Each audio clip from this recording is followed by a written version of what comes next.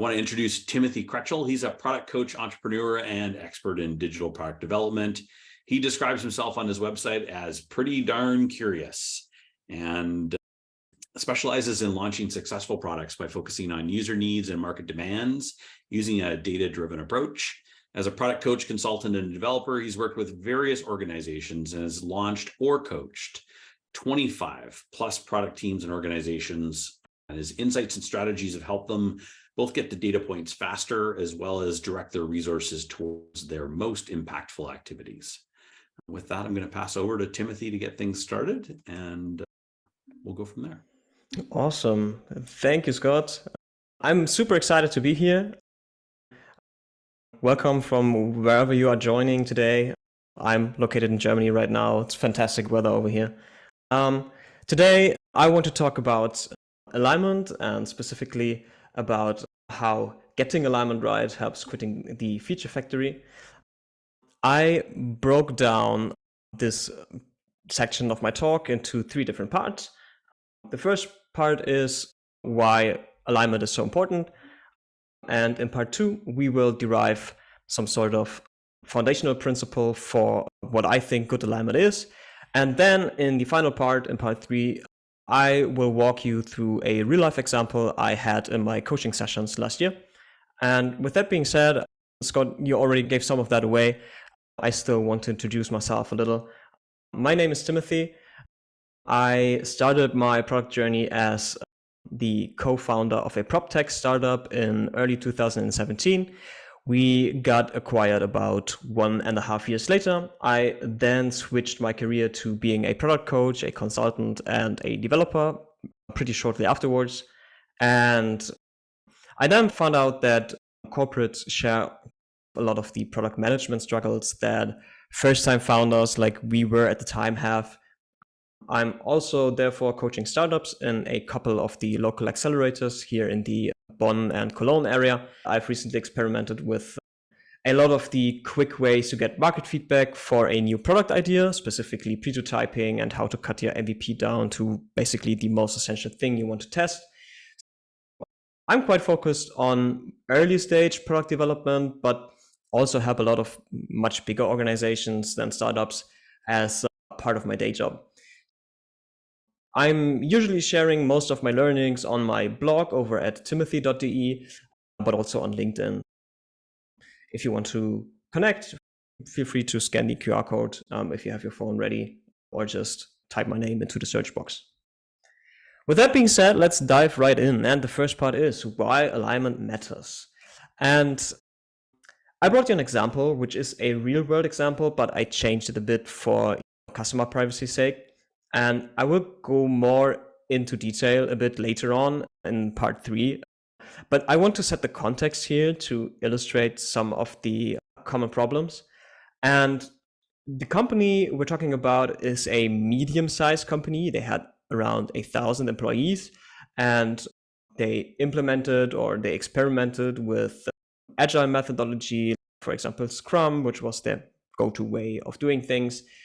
But they also experimented with goal-setting frameworks like OKRs, for example. They also thought about implementing flight levels. So there was this kind of terminology flying around. And basically what they did was they were an enterprise B2B company. They did CRM software, and they had multiple products in a kind of ecosystem, but one product was their cash cow. And it came in 2 flavors. This main CRM product, one was a legacy on-prem version, and they had their newer version of the client, which was cloud-based. And they had the typical constraints of such a company, which I do see a lot. So for example, there were fixed budgets, and they had more or less 1-year roadmaps. They had multiple objectives and strategic goals. Some of them were a bit conflicting. They had a sales team, which was, of course, incentivized to close or to renew customers, which created a bit of pressure for the product teams. I like to call this sales-driven development. So this seems a bit messy at first, but from my experience, this is highly typical for this kind of organization and for an organization of this size, at least in Germany. And so as a result, I think this created three hurdles for empowering their product teams and therefore degraded them to feature factories. And the first one is that having this kind of organization created silos of knowledge. For example, sales has most of the feature insights and dibs on which features to build and the monopoly on customer insights in the derivative way. And the strategic product management, for example, has most of the strategy insights. And then the teams themselves, they basically did mainly usability research and weren't much concerned with the rest of the information. So in the end, nobody inside of the organization really knew end to end why things were built. And the second thing is that the main product consisted of 15 different teams. So the main CRM product I was talking about, they had 15 different teams working on that, which made it super hard for any single team to drive customer value on its own without having any sort of good alignment in place.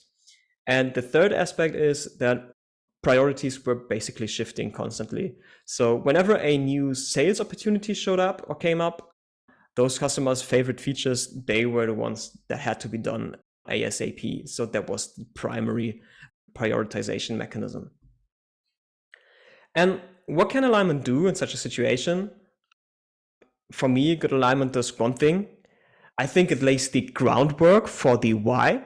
So it moves the decision-making process of the what much more towards the people closest to the customer. And this therefore empowers the team to create customer value while also knowing the why, which means ensuring the business value behind the stuff that we're doing. In short, what good alignment does is it increases effectiveness. So it reduces the amount of waste inside of our product or inside of the organization versus increasing efficiency. So let's dive a bit into the foundation for good alignment. And of course, there's no snake oil. And I don't want to proclaim any single framework as the solution. But what helped me, or what really helped me structure things in my project in the past, was Teresa Torres' concept of opportunity solution trees. I can't recommend enough her most recent book, and I think all the hype regarding the book is totally correct. And what she does is she breaks down discovery into 4 chunks: a business outcome, a product outcome, opportunities, and solutions. And one example that she proposes is that for a streaming platform, for example, a good business outcome could be increasing 90-day retention. So this has obviously some impact on customer lifetime value and therefore profitability, and captures all of those motivations. But this business outcome is hard to act on, right? So to operationalize this, a good product outcome then could be increasing viewing minutes. And inside of the opportunity space, then below that business product outcome, we do have pains, needs, and desires. For example, I can't find anything to watch. And then finally, we can think of solutions like, for example, suggestions based on the preferences of friends, which solve that specific pain. And then you have this kind of tree structure going on. And I think, at least for me, there are 3 things to take away here. First of all, trees are a good way to visualize the causality between the solution space, the what, and the outcomes, the why. And what it does is it makes transparent that the connections between all those elements, they are hypotheses. So for example, increasing viewing minutes should be an indicator of providing value. If people spend a lot of time inside of our streaming app, then they potentially derive a lot of value or get a lot of value out of our software. And this may be a good indicator of whether or not they will cancel soon and therefore may have an effect on the business outcome. And the third aspect is that it creates focus by working only on one branch at a time, which is something that Teresa Torres really highlights. Outcomes, in this case, do a lot of heavy lifting for alignment. Let's just have a closer look regarding outcomes. And what's alignment in this case, or what's alignment anyway? To me, alignment is often associated with providing goals or metrics. And I do have some in mind. You probably also have lots of different kinds of goals, metrics, or systems in mind. And I'll give you a sec or two just to think about some. And then I will show you some of the metrics I came up with or which are top of my mind. So for example, you do have things like North Star metrics, right? You do have outcomes, obviously, and their evil sibling outputs. You do have objectives and key results, aka OKRs, of course. You have the good old SMART goals, and then you have newer terms like leading and lagging indicators. But what's the underlying principles under or between for all of those metrics? To me, they are a means for making business value transparent. And what we're actually trying to do is articulate or measure what we think is good for the business. So basically, we want to measure what creates business value. And by sharing this way of measuring business value, what we hope is to align everyone towards those kind of goals or those kind of metrics, right? And the different metrics are just different approaches for that. And just to run down, or just run through some of them. For example, what's a North Star metric supposed to do? It basically is about what should everyone focus on. The name North Star implies that. What about outputs? Outputs regard what do we need to deliver, right? And then objectives, at least in OKR kind of world, they ask, okay, what's the desired state 4 months from now, at least if you're in such a cadence. And some of these metrics, they can be quite big and lagging. For example, revenue or retention or monthly active users, they're really lagging, and it takes a lot of time to measure progress on those. So the challenge is operationalizing and measuring progress today.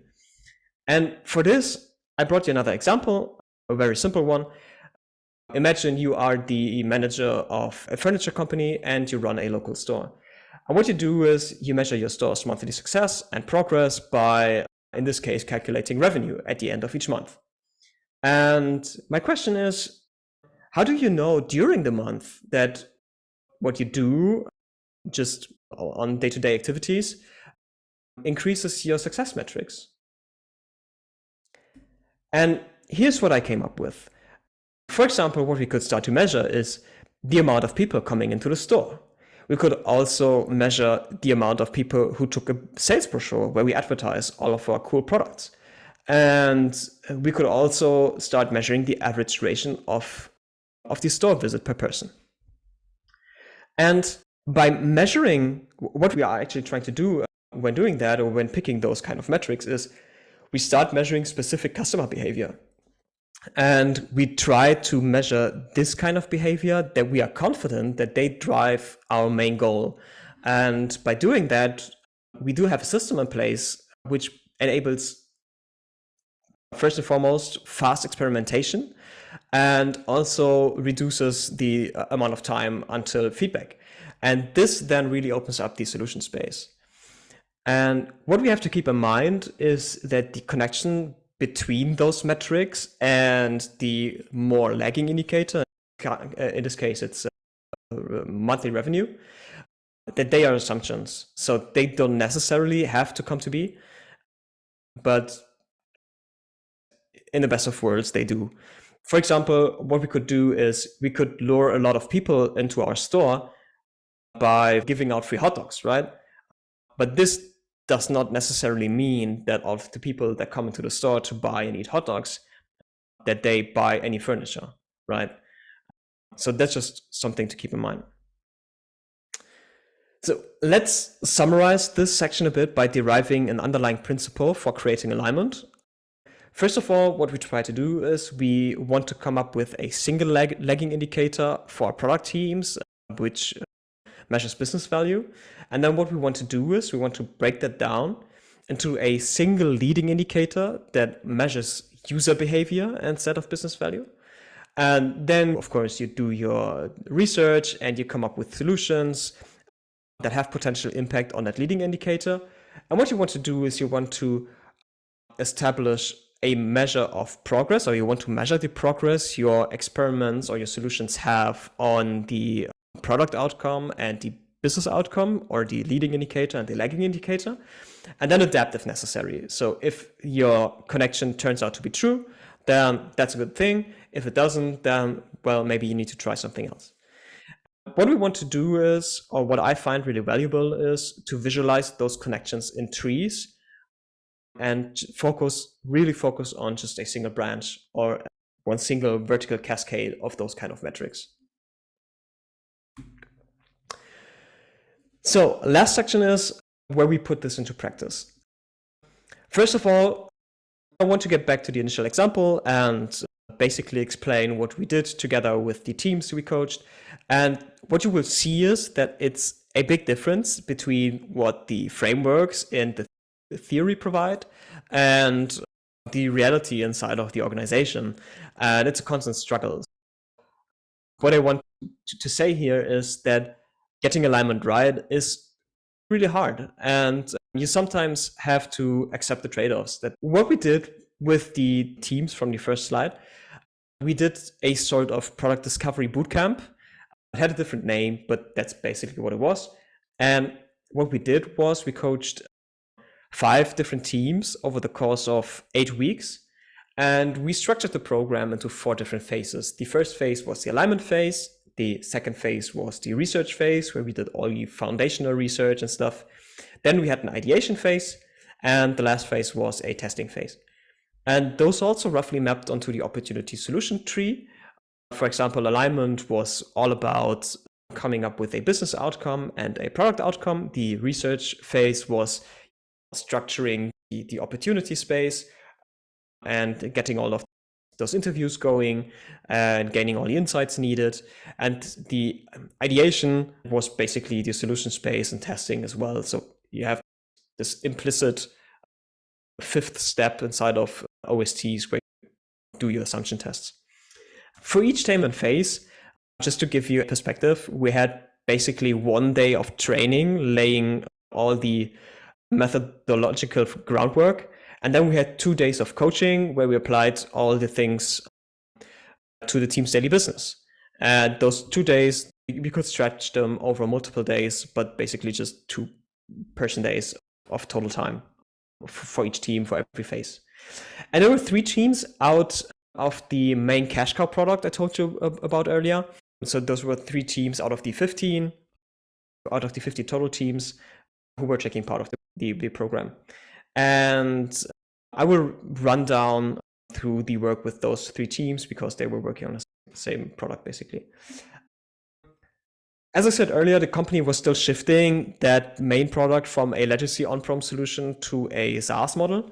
And the timeline, as you can see, for this whole project or for this program was quite ambitious. And in the end, it was, and this is why I'm bringing this up, it was the alignment phase that basically enabled the other phases to go much more smoothly. So what did we do? The first step was that we tried to come up with a meaningful business outcome. And this was pretty hard already because they had all those different goals inside of the company.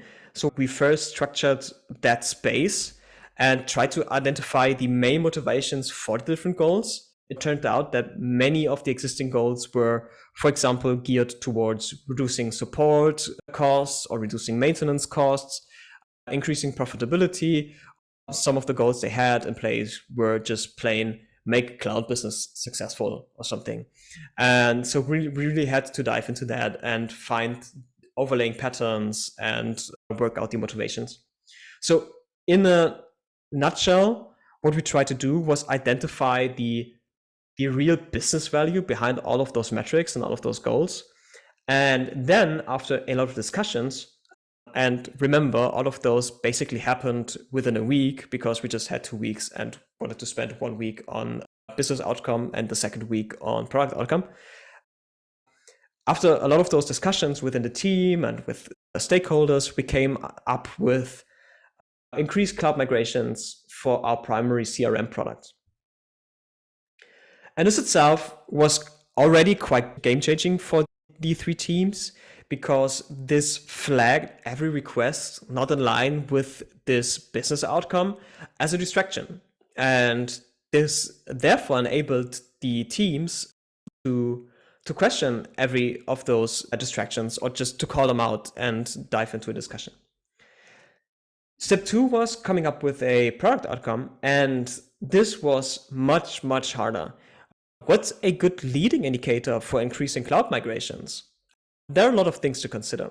The first one is that, of course, in a B2B SaaS company or enterprise B2B company, we typically have very long sales cycles. So sales need to convince the on-prem customers, and you also have conversions in batches. So for example, if a big new customer signs, or if a big new customer decides to migrate from the on-prem to the cloud solution, then sometimes that can mean we do have 30,000 new customers or new users now using the cloud platform. And there's no real, and this is pretty critical, there's no real behavior inside of the legacy app that we can potentially measure that has any influence on driving the conversion to cloud. That's quite a huge problem. So there's no real indicator whether or not the organization, so the customer, not the end user, can do, or there's no way an end user can behave that will give us a clue about whether or not the organization will convert in the next couple of weeks. And on top of that, the behavior of those users which have migrated, this is also only partly relevant because they have already migrated. So the insights we can gain from that, its value is quite limited. But on the positive side of things, we had quite a large user base to work with, both in the legacy app and also in the cloud version of that. So what we did there was we worked our way both down and up the opportunity solution tree, because their existing research body suggested that the onboarding UX and the productivity losses that the people anticipated or experienced were the main concerns and the main issues for both the migrate customers and also the recently migrated customers. So the users had built up some habits and got used to the flow of things inside of the app, and that has basically changed in the cloud version of the app, and that created problems. The procurement departments of the customers, they know this, right? And they are the ones that need to be convinced. So what we tried to do was, or the thinking that we had was that sales needs to create an argument. And apart from cost and complexity aspects, which were well understood, maintaining productivity for the customers' employees, that was really important to them. And so in the end, what we came up with was the hypothesis that the satisfaction with the product shortly after the migration would foster sales of cloud licenses in the short to medium term. And so this is why we came up with satisfaction after 30 days of the migration as a product outcome. And this, of course, is by no means the perfect product outcome. And maybe this is not even the ideal way of coming up with it, using existing research and therefore introducing a bit of bias here and there. But it was good enough for the team to have something to focus on. And this actually gave the teams lots of guidance for the solution space. For example, aligning the user flows between the legacy app and the cloud app, or maybe even providing training material and stuff. So instantly, a lot of things came to mind. And in the end, making the product outcome work for them, that was the glue needed to truly empower the team. With only a business outcome, there's just no guidance for the opportunity and solution spaces. And also, if this product outcome, if this metric is methodically unsound, so for example, if we don't measure user behavior with this, then it will distort the whole discovery process. And that being said, sometimes a little pragmatism is needed to make this work inside of the organization and with all of the constraints that organizations have. So why did this work lead to a ticket out of the feature factory? First of all, this opened up the solution space by focusing on the user research, focusing the user research on the onboarding process. So what was currently painful, which needs and desires were currently unfulfilled during the onboarding process, and then enabled to generate matching ideas and then conducting small tests and measure progress. It also moved the ownership of the solution space much more towards the team.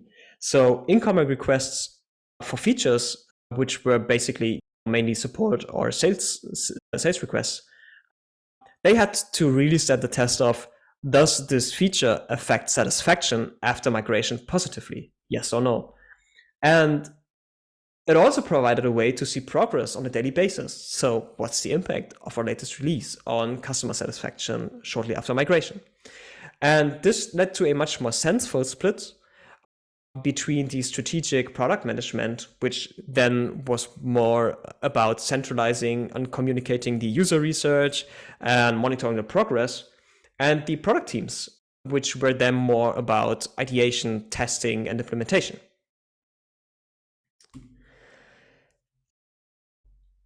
Of course, this didn't solve all of the problems, but it at least felt like significant progress for the teams. And on the one hand, there were still short-term requests and still a lot of pressure from the sales teams to close specific customers. And those requests didn't always align with the outcomes that we set. But this better alignment, or this good alignment, enabled some fruitful discussions on prioritization and ways to escalate.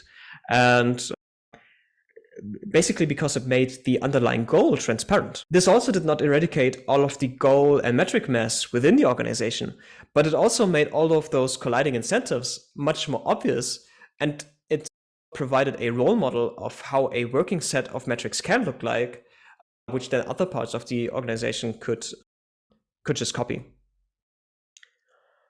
So to recap, there are three aspects which help quitting the feature factory. The first one is focusing on just one lagging indicator makes alignment conflicts and distractions really transparent. The second is by measuring actual behavior with a leading indicator that matches that lagging indicator. That is very crucial for short-term feedback and an aligned solution space. And then this third aspect is tree visualization really fosters vertical alignment and makes those connections much more understandable and much easier to communicate. And yeah, it's just a very good way of keeping transparency high. So the key learning I want to provide, or I want to stress, is that a leading metric that measures actual user behavior, that is the crucial part. So this glue between the business outcome and the solution space, that is the ticket out of the feature factory from my experience. Thank you. I would love to stay in touch with you. If you do have any requests, feel free to just find me on LinkedIn, or you can send me an email. Here's the address on this slide. I'm always curious. Just ask me any questions, and I'm happy to discuss anything that came up during my talk in the Q&A session. Thank you, Timothy. That was really great. I'm going to jump in with a question. We've got time for people to pop their Q&A, but I'm really interested in the change aspect of this transition, because there's one part, as you mentioned, to put all these different elements in place to help that thinking and a shift in the way maybe the team is functioning. But how did you bring the leadership part of the organization along on this journey and make sure that they were supporting the product team in being successful through this experiment? This is a tough question, because the program itself was basically initiated by middle management in that company. So it was more or less a bottom-up approach instead of a top-down approach. This wasn't super critical in practice because in that first phase of the alignment phase, and especially in the first week of that alignment phase, we encouraged the teams to basically ask for all the input needed and for all the people needed to come up with a good business outcome and to make sense of all the conflicting goal systems inside of the company. So we didn't really involve senior leadership in a way, or top management in a way that they were really part of the process, but we involved them just as much as needed to come up with a good metric, a good outcome that had the team set the stage for all of their upcoming product development efforts or product discovery efforts. I don't think this is the best way to do it. And if I would do it another time, I think really making sure in advance that all the people that need to be taken part are on board is very crucial. But sometimes projects just don't work out that way. Yeah. And also probably having more time to do all of that. Imagine like the tight schedule that you had as part of this. Yeah, definitely. It was also pretty hard if you introduce such a framework, and we basically use Teresa Torres opportunity solution trees for that. You have this new vocabulary for the teams to learn and all this new lingo flying around. And for example, what really created confusion is that part of the Torres terminology, for example, opportunities, they were also the kinds of terminology that Salesforce uses for sales opportunities. And this was pretty confusing for the teams in this case because they immediately connected sales opportunities with their research body. And this was very hard to distinguish or to establish a new distinction between what a real validated or researched pain, need, or desire is, instead of the, okay, I have a customer who wants to pay us a lot of money if we just build this stuff. Jump over some other questions here. For the product discovery bootcamp, were there different primary stakeholders or drivers for each step, like business outcome, leading indicators, solution, etc.? Most of the stakeholder alignment was in the first phase, and the relevant stakeholders, they changed a bit from team to team. So basically what they had was they had their product teams and they had a sort of product trio above that, and was a bit inconsistent because at some parts they had a strategic product manager above all those teams if there were multiple teams working on the same product. And sometimes the strategic product manager was also part of the product trio, but sometimes not. And this was a bit weird. It really depended on the team, which kind of stakeholders we had to approach. But in the first phase, inside of the alignment phase, that's where we really made the circles big, right? And where we really tried to engage all of the necessary stakeholders to come up with a meaningful business outcome. Yeah, gotcha. Did the alignment change also require change management across the organization or other cross-functional teams, or was everyone open to this? I know you mentioned a little bit earlier in my question that this started a bit more bottoms up, but did you have to bring other people along essentially on this journey? The organization itself, this introduced some kind of change, right? We tried to focus on keeping the change or the level of change to a minimum. And I think we got a bit lucky that the structure within the organization supported that. They already had a team structure in place, which was more or less autonomous and cross-functional in a way that they could do all the stuff themselves. They had all the skills necessary to do, for example, user research. They had all the skills necessary to actually dive into the delivery aspects of this approach and to conduct experiments. And so there was no real fight going on there to introducing some of the change. But on the other hand, at some parts, it would have been great actually to make the rest of the organization a bit more aware of what we're trying to do and what's coming. In the end, what we want to enable the organization is to not only have those 3 teams do better product discovery, but enable all of the teams within the organization to do product discovery. And I think the next step would be to have a second iteration of the program, which basically is what we're doing right now, which focuses on the coaching aspects and also includes a lot more teams. And so you can really establish the same vocabulary and a shared understanding of where we want to be. This would really foster this kind of bottom-uppy kind of thing.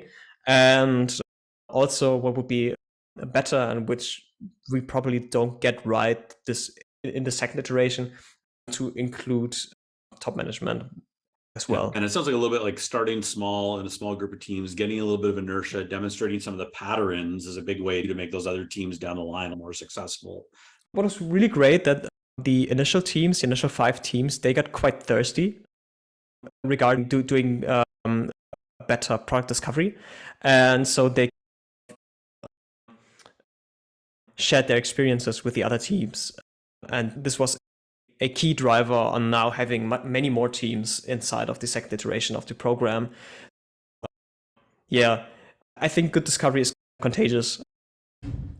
One other question here. Did you encounter, or how did you manage the situation when personal goals of individual people conflicted with the company goals? And if they got into a situation of sabotaging, even though there was apparent alignment, how did you deal with those natural conflicts that come up on that side? Yeah, I do think if the process is structured in a good way, for example, if you talk with a wide range of stakeholders, this will probably in the long run enable to really make sense of that and get a very balanced and unbiased picture of the goal space, right? This is probably not always 100% the case, but we really encourage the team to create stakeholder maps and really talk to a lot of people, and then use just their common sense to come up with their own understanding of the goal space and the landscape within the organization and make sense of it, rather than just going to stakeholder A and asking them, what should we do? What should our business outcome be? Because that would introduce bias much more. And we tried to make sure that they just talk to a lot of people and then make sense of the information they get. Another question here. What if the feature is coming down from leadership? So it's more like a top-down organization, directing teams on what features to go and build. How do you maybe shift or make this transition? Yeah, that's a transition which is the hardest, actually. And within this organization, we haven't found the perfect way on dealing with that. But what I wanted to stress here, and I think that this was the main point, having those outcomes in place, always make sure that the conflict is transparent, right? If a stakeholder of any kind, could be sales, could be top management, comes around the corner and tells you, you now build this, then you always have this different aspect where you come back at the person and say, but this is our outcome. This is the goal that we're trying to reach. And what you're doing or what you want us to do has no connection whatsoever with this goal we're trying to approach. How do you want us to resolve the situation? Do you have any good arguments for us to shift our focus away from that? And I think those kind of conversations are super, super valuable. And they don't resolve all of the issues. You still have these situations that sometimes a really high value customer comes along and you just do the stuff ASAP, right? But at least you know that this is a distraction. And at least everybody knows that this is a distraction. And that in itself is quite valuable. Yeah, fair enough. We're trying to move to this way of working, but we're having some communication issues between product and engineering. Any advice on how to take engineering on that journey a little bit? I do think it would be best to understand the specific situation, so I can just come up with some general guidelines, general experience, which are probably not that super new, but basically what you want to try to do is have engineering always in the loop. And I do think, so for example, if you conduct user research, Teresa Torres, for example, she proposes this product trio consisting of an engineering person, a UI UX person, and a product person, for a reason, right?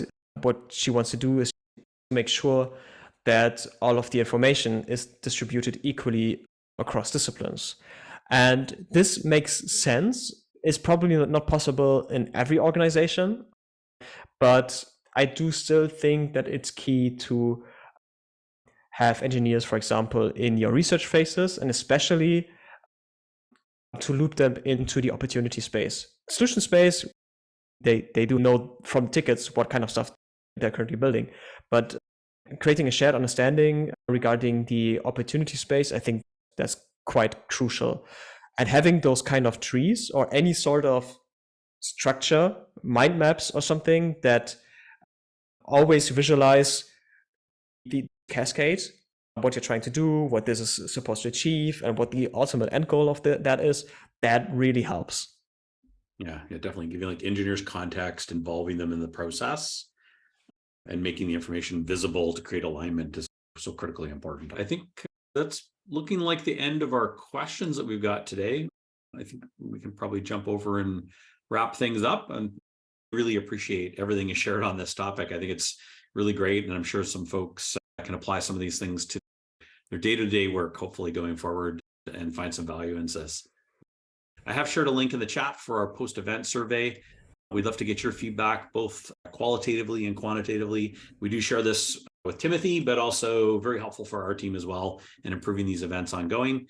So feel free to fill that out, and you have a chance to win one of our monthly prizes as well. We also would love to have you continue the conversation in our community. For those of you that, again, aren't aware, we did move our community from our current forum platform to our Slack platform.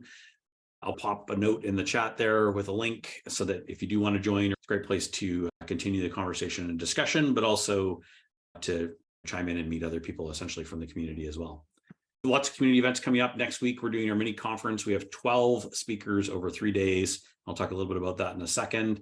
And we also have Ellie Hughes and Priya Bacha coming in. We're talking a little bit about discovery and also product experimentation and product-led growth.